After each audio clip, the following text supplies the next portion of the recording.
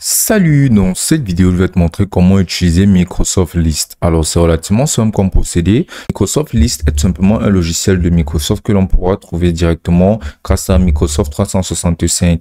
Alors, Microsoft 365 contient énormément de plateformes, incluant Word, Presentation ou PowerPoint, Classeur et plein d'autres logiciels disponibles de Microsoft. Et sans plus tarder, pour y accéder, on va tout simplement venir cliquer là sur Liste. Et ici, on sera dirigé automatiquement vers la page de Microsoft List que l'on peut apercevoir là. Ici, on pourra voir la différentes sections et différentes façons d'utiliser la plateforme. Donc, on pourra tout d'abord voir liste vierge. Ensuite, on pourra voir là à partir d'une liste existante. Et là, on pourra utiliser aussi à partir d'une CSV. Un CSV est tout simplement un fichier que l'on peut utiliser et qui est interprétable par Microsoft List, où on pourra lister basiquement des choses prédéfinies et on aura juste à les ajouter. Donc maintenant, on pourra apercevoir là ces modèles-ci qui sont très utiles. Là, on peut apercevoir ce suivi des problèmes, intégration des emplois, itinéraire d'événements, gestionnaire de biens, suivi de recrutement et bien d'autres dispositions de liste. Donc, on va prendre en charge quelque chose de beaucoup plus personnalisé, comme par exemple le suivi des recettes. Donc, on pourra venir entrer là et on pourra directement se lancer dans la création de notre propre livre de recettes en venant cliquer là sur livre de recettes. On va avoir, et maintenant pour voir comment se présente le modèle. Donc c'est vraiment très préétabli. Donc on aura juste à venir cliquer là sur utiliser le modèle pour l'utiliser. Alors on va revenir à cela. Donc pour l'instant on va venir cliquer là sur le plus. Et ici on va venir cliquer là sur nouvelle liste qui nous permettra de pouvoir concevoir une liste à partir de 0. Donc on va venir cliquer là sur liste vierge. Et on pourra venir choisir la couleur de notre liste. On pourra tout d'abord ajouter le nom de notre liste. On pourra venir entrer là par exemple recette de pâtes. Là, on va pas oublier d'insérer la majuscule. Et là, on pourra venir donner là une description de notre recette. Donc, on pourra venir donner une description de notre liste. Donc, on pourra entrer là, par exemple, recettes variées et diverses de pâtes à l'italienne. Là, on pourra voir les couleurs disponibles. On pourra aussi y ajouter une icône. Donc, on pourra venir ajouter cette icône-ci de café qui rentre pas mal. On pourra venir sélectionner cette couleur rouge-ci qui rentre elle aussi pas mal. Et là, on va venir pouvoir cliquer sur créer. Et donc là, on pourra voir notre liste qui sera à partir de 0. Maintenant, on pourra venir entrer là un titre et on pourra venir entrer là une colonne. Et on va commencer par notre premier titre. Ici, on va entrer là recette. Là, on pourra y ajouter des pièces jointes, tout simplement des éléments en multimédia. Donc, on pourra par exemple y ajouter une image. Et maintenant, on pourra venir cliquer là sur enregistrer. Et là, on pourra voir notre premier titre qui est recette. Et ici, on pourra venir procéder à l'ajout du prochain élément. Donc, on pourra commencer tout d'abord par exemple, spaghetti bolognaise. Là, on va appuyer sur entrée. Et maintenant, pour avoir cette colonne-ci, donc, on pourra venir ajouter une colonne.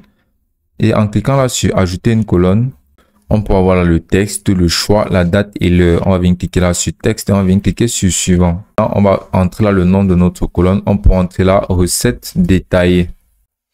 Puis là, on va venir donner une description et la description sera tout simplement les détails de la procédure. Puis là, on pourra venir entrer là les textes et là, on pourra, si on pourra venir cliquer là sur le type.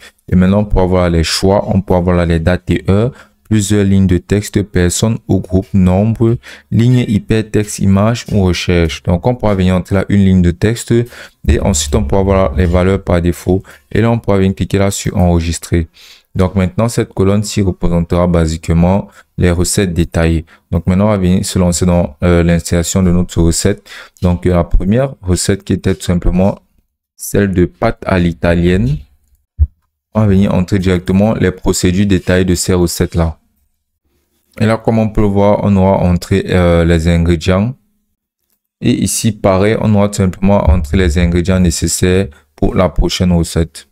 Puis on pourra continuer à ajouter des éléments. Ensuite, on pourra venir cliquer là sur les colonnes et on pourra venir cliquer là sur ajouter une colonne. Donc, on va venir cliquer là sur suivant.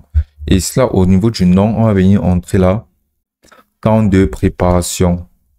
Et ici, on va maintenant pouvoir entrer là le temps de préparation qui pourra être par exemple 2 heures. Et on pourra appuyer sur entrée. On pourra faire pareil pour la prochaine recette. On pourra la mettre à 1 heure. On pourra continuer d'ajouter des colonnes personnalisées qui représenteront basiquement des éléments de notre recette. Donc ici, on pourra par exemple entrer les ingrédients alternatifs. On va venir cliquer là sur enregistrer et on aura tout simplement entré la liste de nos ingrédients alternatifs qu'on pourra utiliser à la place de ceux-ci. On pourra continuer à ajouter des colonnes et continuer d'insérer basiquement des recettes que l'on pourra utiliser.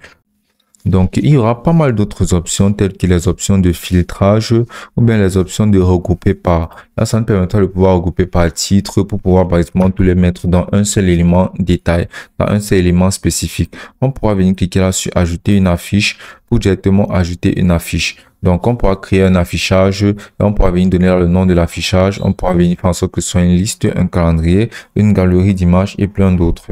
Maintenant, il y aura d'autres représentations de nos listes là. Par exemple, on pourra voir ce mode entier. On pourra venir cliquer là ici pour retourner à un mode gris.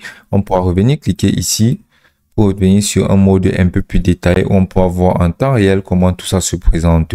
Donc, on pourra ajouter le nombre de colonnes que l'on voudra et on pourra venir cliquer ici pour checker basiquement une étape. Donc, dans le cas où ce serait basiquement des listes de choses à faire, par exemple, on pourra simplement venir cliquer, concevoir notre liste de tout ce qu'on aura fait dans la journée et on pourra cliquer une fois sur ces flèches pour valider qu'on aura atteint cet objectif quotidien.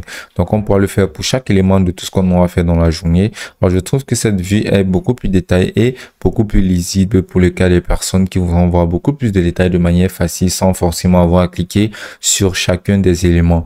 Donc, c'est vraiment très intuitif. Microsoft List est très facile à utiliser. On pourra, comme dit précédemment, utiliser des modèles pour pouvoir le faire beaucoup plus facilement. Donc, c'est vraiment très simple. Et maintenant, une fois qu'on aura terminé notre liste, on aura juste à venir cliquer là sur exporter. Et là, on pourra l'exporter en fichier CSV qui est le format par défaut des listes utilisables, concevables sur la plateforme de Microsoft List. Et ce sera aussi simple que ça.